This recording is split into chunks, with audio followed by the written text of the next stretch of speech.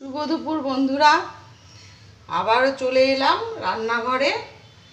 আর আজকে আমি তৈরি করব লাউ চিংড়ি। তার জন্য কড়াইতে দেখো সর্ষের তেল দিয়ে দিয়েছি। এবার চিংড়ি মাছগুলোকে ভেজে নেব। তেল গরম হয়ে গেছে আর চিংড়ি মাছগুলোকে আমি হালকা করে ভেজে নেব।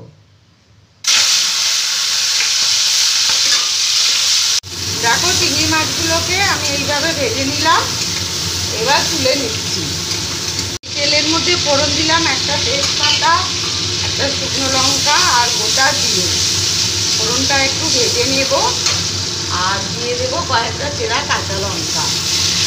সব কিছু ভেজে নিয়ে তারপর আমি একটা লাউ কুচিয়ে রেখেছি একদম সরু সরু করে।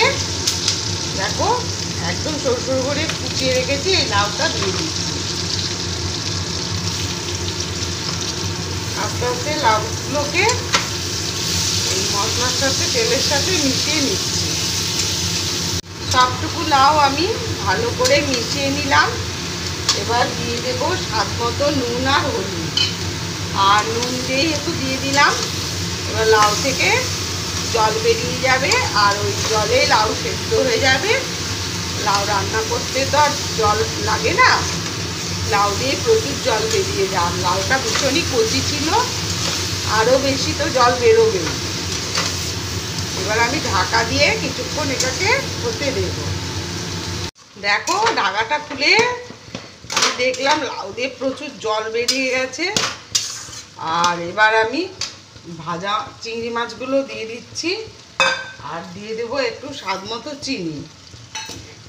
আবার ভালো করে সব কিছু মিশিয়ে যতক্ষণ জলটা না শুকোবে ততক্ষণ আমি এটাকে আর ঢাকা দেব না, এমনি আলগা রাখবো। ঢাকা দিলে আরও বেশি জল বেরিয়ে যাবে। এবার আর ঢাকা দেব না।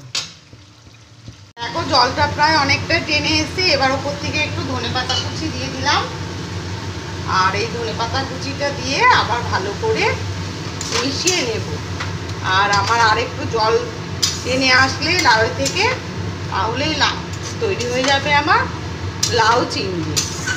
আর এইরকম লাউ চিংড়ি ঘন্ট তোমরা কে কে খেতে ভালোবাসো একবার জানাবে।